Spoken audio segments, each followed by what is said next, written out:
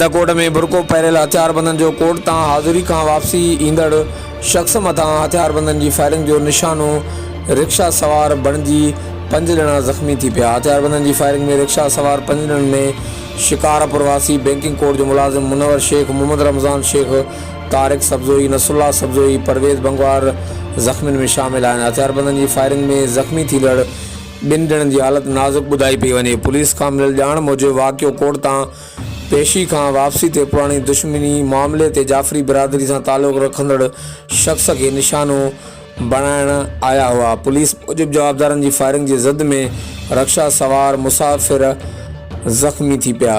कंदाकोट police जवाबदारनि खे गिरफ़्तार न करे सघी। शहर जे मसरूफ़ तरीन रोड ते वारदात थियण सबबि इलाइक़े में ख़ौफ़ हिरास जी लहर छाइल आहे। हर वक़्तु आगाह लाइ ॾिसंदा रहो JTN वेब न्यूज़।